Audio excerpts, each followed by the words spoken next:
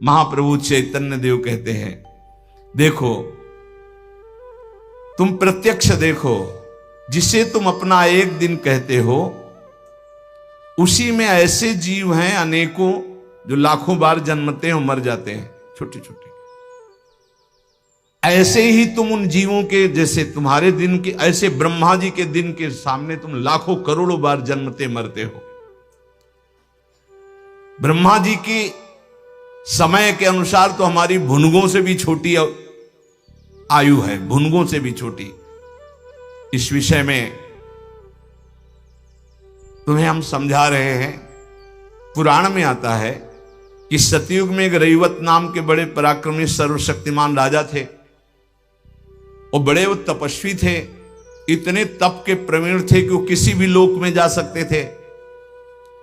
सतयुग के मनुष्य आजकल से 4 गुना लंबे होते थे। उनके एक रेवती नाम की कन्या थी। सतयुग में बहुत लंबा स्वरूप होता था, 3.5 हाथ का शरीर इस समय, तो द्वापर में 7 हाथ, तो त्रेता और सतयुग में 14 हाथ का हो गया जाके। सोचो 14 हाथ का आदमी कैसा नजर आएगा। और अब तो साइज घटता चला जा रहा है, नहीं घटता, बस इतने में नहीं, धीरे धीरे आ नहीं रहे कि भाई ब्रह्मचारी हैं, व्यायाम करते, संयम से चल रहे, नहीं, नशा कर रहे हैं, नाना प्रकार के कुविचार हैं, तो उनकी जीवनी शक्ति का नाश हो रहा है।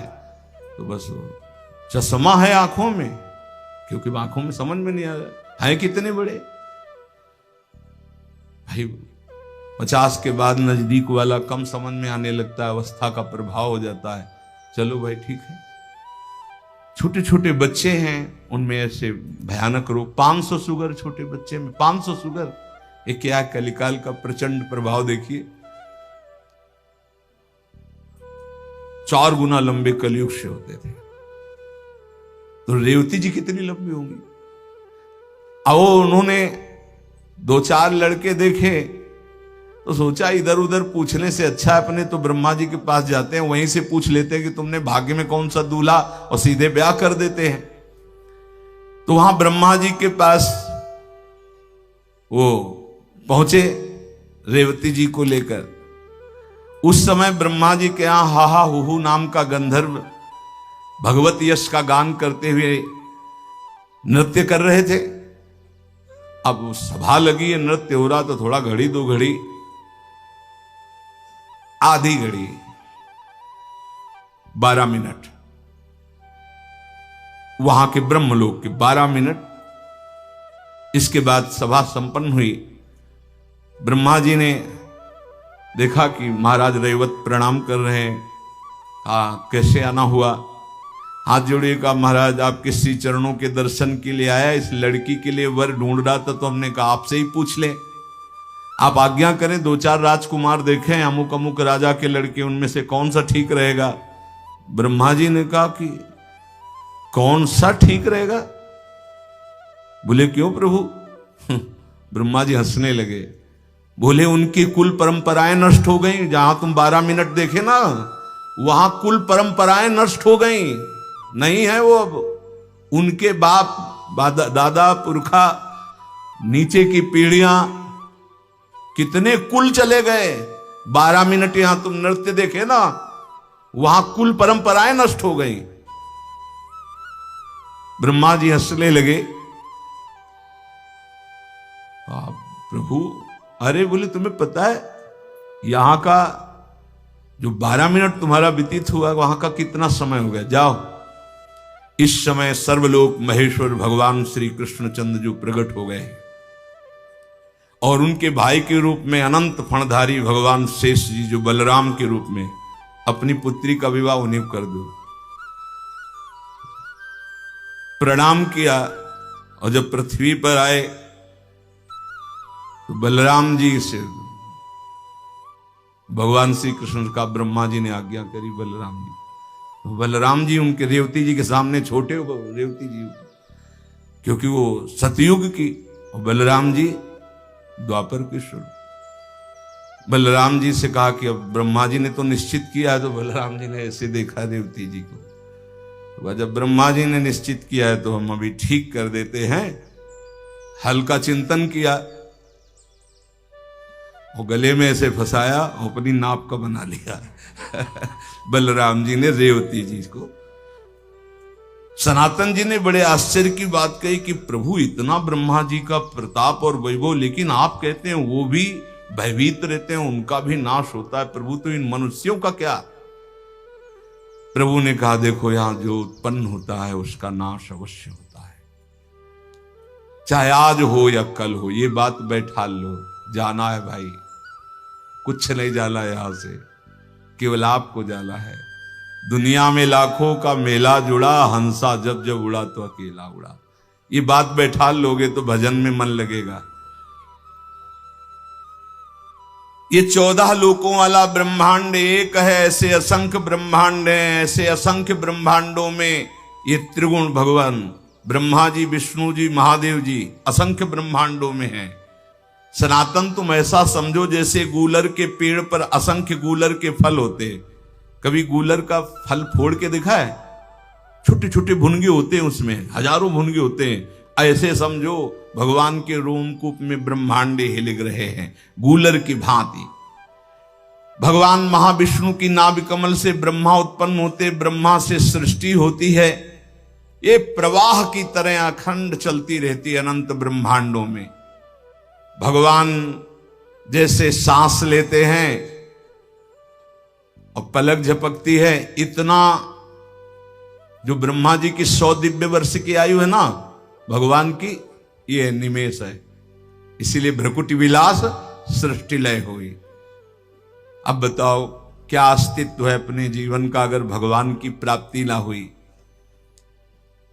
कुम्हार की चक्र की भांति ये जीव भटकता घूम रहा है, कभी स्त्री, कभी पुरुष, कभी पशु पक्षी, न जाने कितनी योनियां। सनातन इस जन्म में भगवत प्राप्ति कर लेनी चाहिए, मानव देह को व्यर्थ नहीं गंवाना चाहिए। सनातन जी ने कहा प्रभु इस संसार चक्र से छूटने का उपाय क्या है? प्रभु ने कहा एकमात्र इस संसार चक्र से मुक्त कर सकते हैं तो भगवान श्री कृष्ण कर सकते हैं।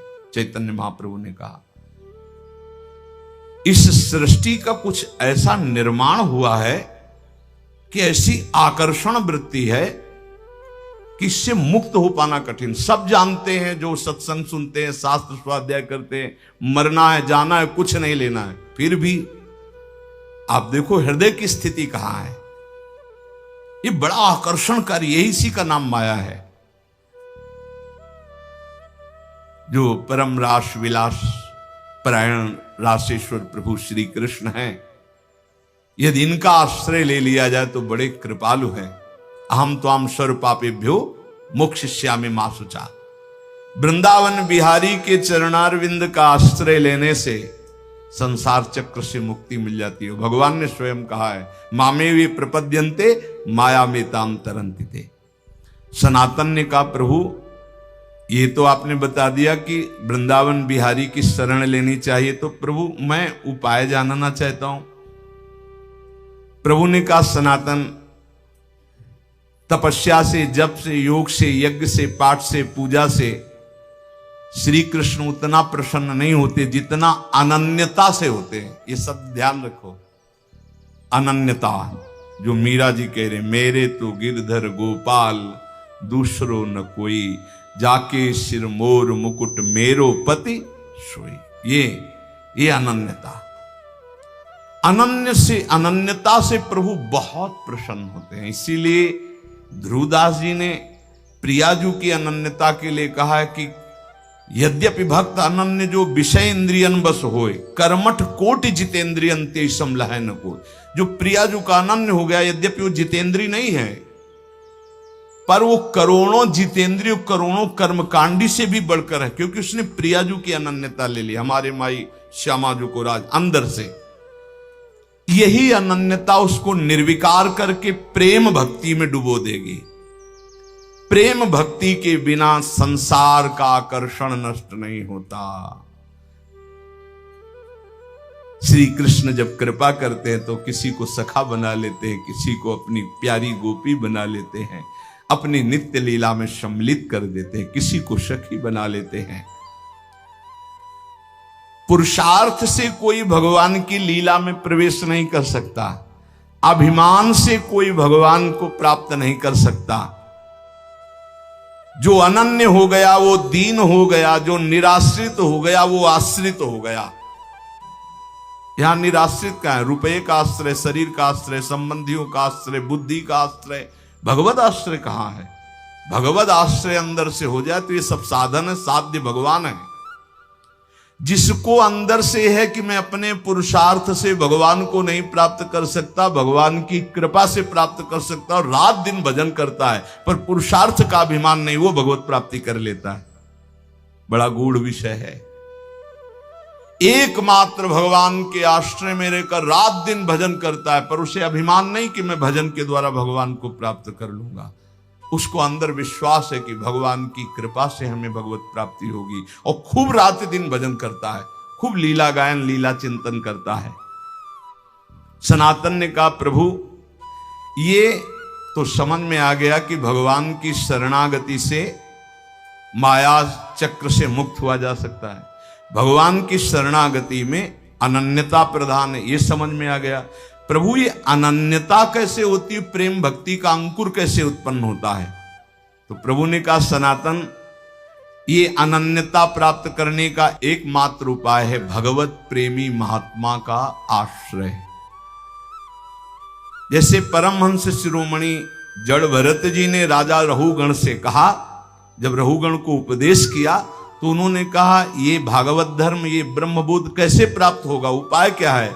तो कहा, रहुगणै तत्तपसा नयाति न चेद्यया निरूपणात् गृहाद्वा न छंदसा नैव जलाग्निसूर्यैर् विना महत्पाद रजोभिषेकम।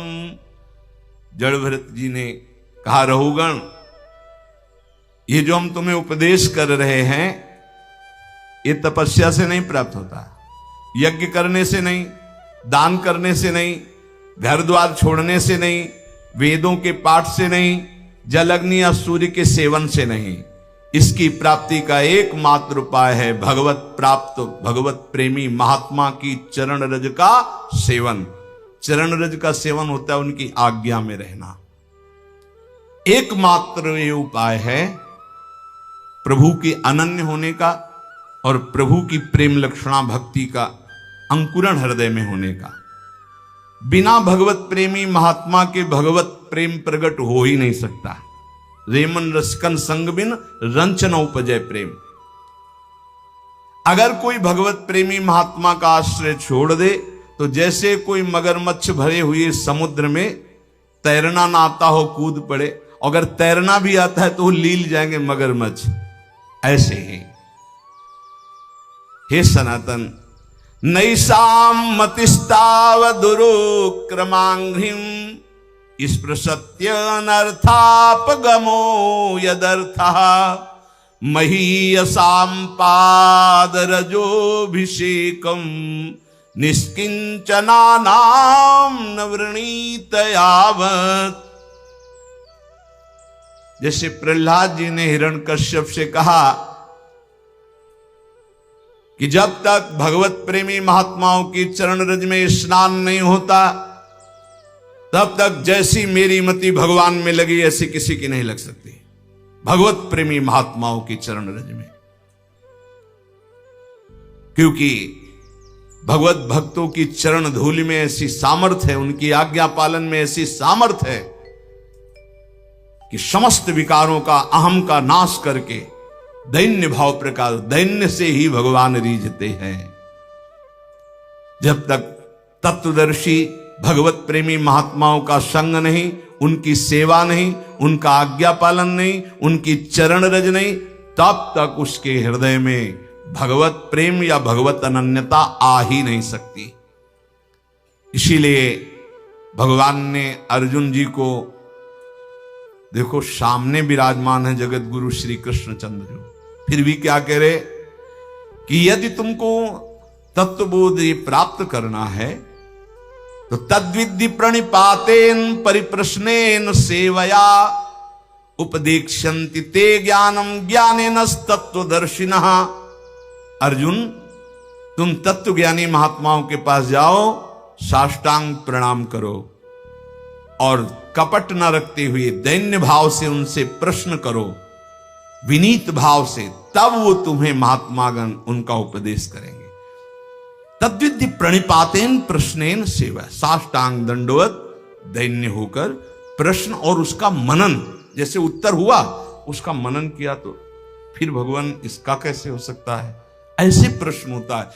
भाई देखो, हम बता रहे कि ज्ञानी और अज्ञानी, महात्मा, दुरात्मा, ये केवल शब्दों का एक श्री कृष्ण सारे जगत में छाए हुए है।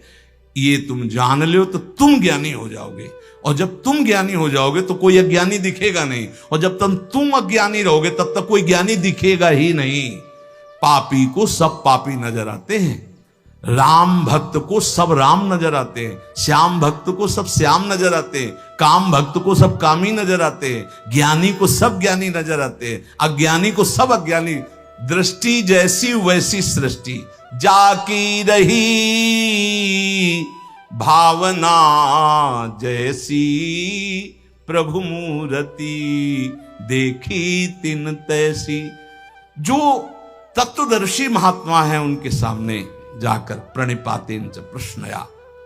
एक बार महाराज विदेहराज जनक जी ने जब 9 योगेश्वरों से प्रश्न किया कर्म के विषय में, बोले यही प्रश्न हमने सनकादि से किया था, पर वो मौन रहे, उत्तर क्यों नहीं दिया? तो उनका इसलिए नहीं दिया कि आप उस समय अनाधिकारी थे। उस समय आप अनाधिकारी थे इसलिए वो मौन थे। मौन का मतलब अज्ञान नहीं है कि वो उत्तर देने की सामर्थ्य नहीं, आप अधिकारी नहीं इसलिए चुप है। तो हे सनातन, संतों के पास जाकर के दैन्य भाव से उन्हें सबसे बड़ा देवता मानते हुए कि साक्षात प्रभु, फिर उनके चरणों में बैठकर दैन्यता से प्रश्न करे, तब जो वो बोलते हैं उसका मनन करे, तो उसके हृदय में भगवान की अनन्यता आ जाएगी, प्रेम का मार्ग खुल जाएगा। बहुत बातों में क्या तुम्हें सार बात बताता हूं कि प्राणी मात्र का परम पुरुषार्थ है भगवत प्रेमी महात्मा के संग से श्री कृष्ण के नाम रूप लीला धाम में रंग जाना।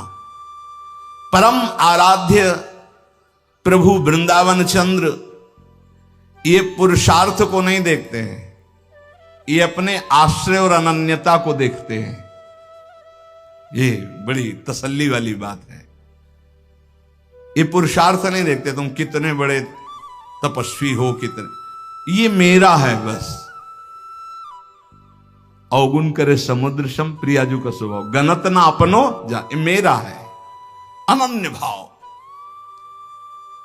जो संसार के संबंधों से आंतरिक मुख मोड़कर पतित पावन प्रभु की आराधना करता है, वो इस संसार समुद्र से मुक्त हो जाता है। सर्व शास्त्रों को मथ करके ये तुम्हें सार बात बता रहे हैं। क्या? आराध्यो भगवान ब्रजेस्तनयस्तद्धाम वृंदावनम रम्या काजिद उपासना ब्रजवधूर वर्गेण या कल्पिता। श्रीमद् भागवतम प्रमाणम अमलम प्रेमापुमार्थो महान श्री चैतन्य महाप्रभुर मतमिदम तत्राग्रहो ना परा। महाप्रभु चैतन्य देव कहते हैं समस्त शास्त्रों का, समस्त संतों का सार मत हम तुम्हें बता रहे हैं। वृंदावन का आश्रय, वृंदावन बिहारी का आश्रय, निरंतर उनका नाम जप, ये भगवत प्रेमी महात्माओं के संग से होता है। महात्माओं का संग और भगवत आराधना ये निश्चित भगवत प्राप्ति करा देती है। सनातन जी ने महाप्रभु के चरणों में मस्तक रखा। महाप्रभु ने हाथ फिराते हुए कहा, कुछ समय तक हमारे पास रहो और इसके बाद जहां भक्ति मूर्तिमान होकर नृत्य करती वृंदावन चले जाओ और आजीवन वहां वास करो। भिक्षावृत्ति से ब्रजवासियों की टूक पाओ और वृंदावन। तो 2 महीने महाप्रभु के पास काशी में रहे। इसके बाद वृंदावन आकर के जो ब्रज में अद्भुत भजन किया रूप जी ने, सनातन जी ने, तो प्रसिद्ध है भक्तमाल में पावन चरित्र उनका। पूज्य श्री रघुनाथ दास जी गोस्वामी जी, ये इनकी बाल्यावस्था थी। कितना स्वच्छ हृदय होता है भगवत प्रेमी महात्मा का, बाल्यावस्था में भी। ये बाल्यावस्था में ही नाम प्रेमी थे। बाल्यावस्था, बहुत बड़े घराने के थे श्री पूज्य रघुनाथ दास गोस्वामी जी। काम क्रोध लोभ तो इनको छू ही नहीं गया था। वैसे पहले देखा हमने गांव में कि